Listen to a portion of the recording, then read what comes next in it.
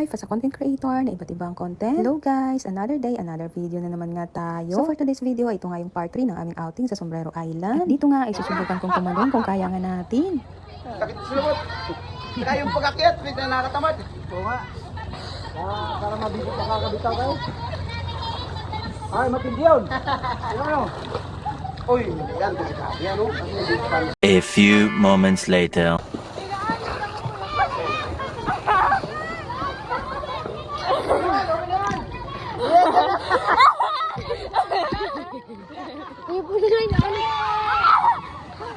O diba, nakita niyo yun guys, nakatalon ako diba? So baba nga lang, talawan yarn. Dito naman guys ay pumunta na nga kami dito sa kabilang isla. Ito yung Isla Dapa or Snake Island. Kaya siya tinawag na Snake Island kasi nga meron siyang mga walu-walo. Alam niyo ba guys kung ano yung walu-walo?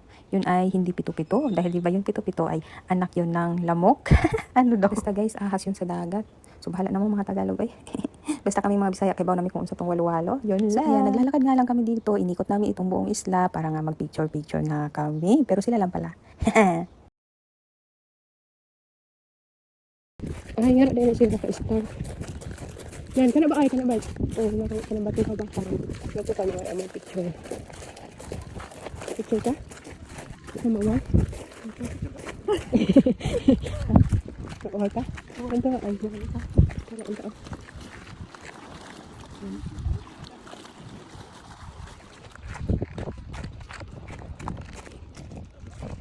Hala, kalami ani, oh. Baligyan ninyo ni. Ano man yun, tagawaya. Alam. Lami ni be. May tayo ng kwarta, nagdang kwarta. Ay, nabitin.